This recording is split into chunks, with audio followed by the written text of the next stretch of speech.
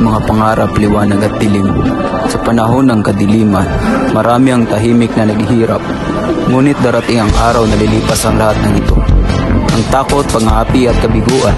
Kaya kayong mga kalaban at dayuhan, huwag niyo akong salingin.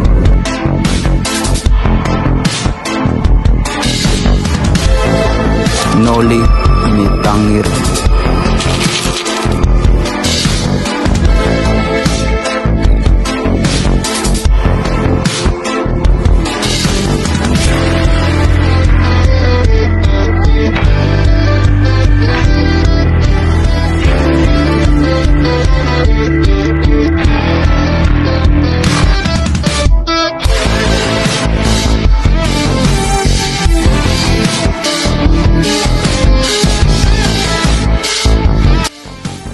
Pag-ibig, pagdurusa at paghihimagsik, nag-aalab para sa katarungan at kalayaan.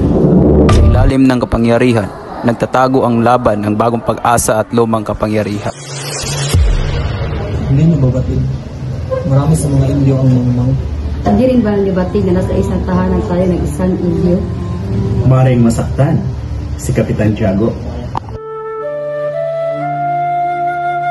Mga kaibigan, ipakilala ko si Don Crisistino. Pagkarating lang niya galing Europa. Buenos noches, mga kaibigan, at sa pusa ng aking bayan, ang samatalik ng kaibigan ng aking ama. André Damaso, patawarin niyo po ako sa mga kasalanan. Hindi ka nagkakamali. Hindi ako ang kaibigan ng ama mo. Kayo nga ba ang anak ni Don Rafael? Opo, Senyor.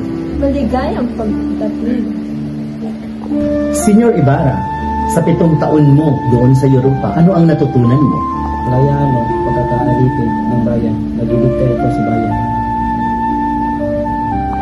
Gustahin mo yung yaman sa ganyang ideya? Bulag ka ba?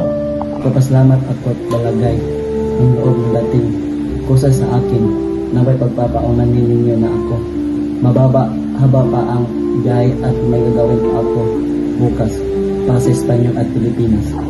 Para sa bayan!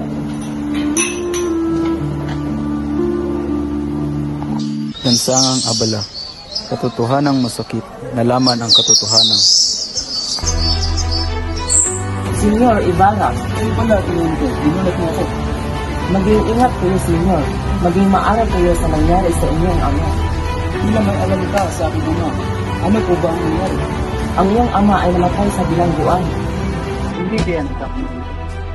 Hindi ako maaaring magkamali.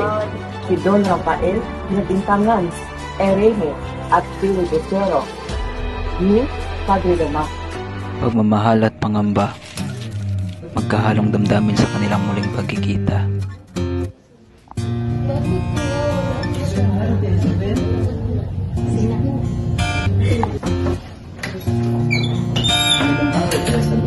Magandang araw sa inyo. Nandito si Maria Clara. Tingnan lamang kung tatawagin mo ako. Clara, nandito na si Crisostomo. Wala mo yung sino?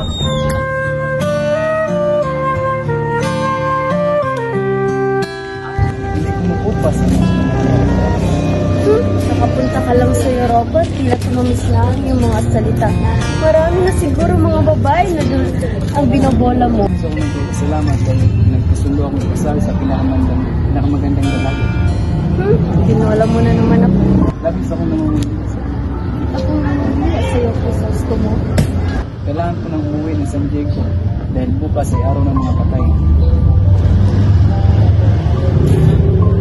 Alay mo po sa iyong Panginoon.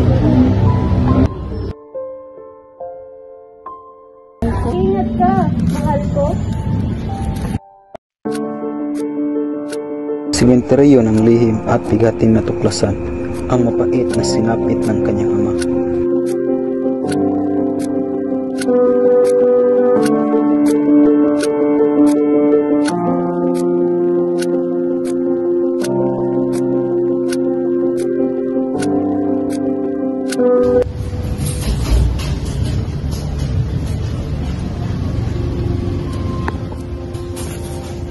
Sana hindi mo na aking ama. Sinunod na iyo. Mulog, bakit mo ginawa? Napagutusan lang ako ng kura, Senyor. Nagbangkay ng aking ama. Kung saan? Sabi ng kura, ilibing ko raw sa mga libingan ng mga isip. at ginawa mo? Pasensya na, senyor. Masyadong mabigat. Umulan kasi yun, kaya itinapon ko na lang sa ilog. Anong ginawa mo sa aking ama? Wala akong kinalaman dyan. Anong wala? Sumagot ka. Si Father Damaso, siya yung nagutos. Dilim ng gabi, dilim ng lipunan. Pait at kirot ng mga inosenteng biktima ng lipunang mapang-api. Crispin, magpahinga muna tayo. Kuya, ilan po bang kita mo ngayong buwan? 2 piso? Bakit mo tinatanong? Kuya, bayaran mo sinabi nilang hinakaw ko. Matatakot ako baka malaman na tuloy na yun. Hindi ko babayaran yan. 2 piso? Huwag kang mag-alala. Paniniwalaan ka ni inay.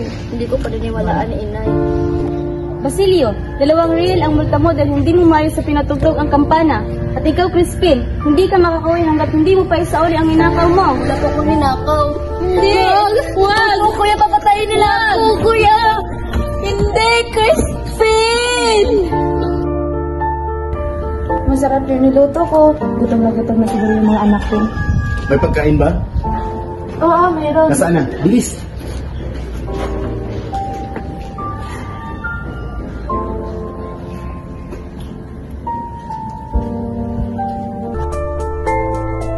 Wala naman tira?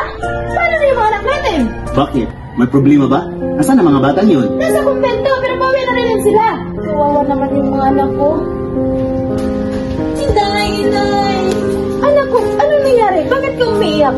Si Crispin po, naiwan sa kumbento. Pinagbintangan siya na nagnakaw. Nagnakaw daw ang mabait kong anak? Diyos ko, bakit pa kailangan nating magdusa dahil pa mahirap lang tayo? Inay! Diyos ko, anong gagawin ko? Sa ilalim ng mapang-aping lipunan, inay nagdurusa hawak ang hinagpis ng pagkawala. Gusto mo ba ang anak na magnanakaw? Ako po si Sisa, pero hindi ko magnanakaw yung anak ko. Nasaan na yung anak? Si Crispin. Hindi ko na po sila nakita ng ilang araw. Isuri niyo ang pira na ninakaw ng inyong anak. Senyor, kahit gutom kami, hindi kami magnanakaw. Halika! Ikaw lang ang aming hawulin. Crispin! Basilio, nasa na kayo? Mga anak ko! Crispin! Basilio! Naghahanap ng kaliwanagan sa gitna ng pagdududa. Sumulat ako para sa hinaharap. Baka hindi ito magamit, ngunit sa sariling lahi ay matalino. Ano po yung wika na magamit na? Sa sariling wika natin, Tagalog. Maaari ko bang gamitin ng iyong dito ng Tagalog? Maaari. Higit na mas mabuting gamitin ang nag-iting kong Pilipino kaysa sa Latin. Nais ko sana magpatayo ng aralan para bilang ng ating mga kasintahan. Napangarap iyon, pero kailangan na pagtulungan sa dapat na tao. Naniniwala pa ako ng ating mga plano kung ito. Huwag mo na gawin ang mga plano hanggat hindi matatanggap ang kasabihan sa iyong ama. Sila kung bakit namatay ang aking ama, hindi ko sila nais sa pagganito ang alam sa relihiyon. Mabigo man ngayon, masaya mo makikita na ikaw ay gumagawa ng nalalaman. Salamat po. Napunta na po ako sa pusa. Sa gitna ng kasiyahan, naglalagablab ang tensyong laban na muling bubukas ang mga sugat. Hindi man marinig dati. Alam na kung sino yung kalabas sa Europa. Huwag mo lang pansinin.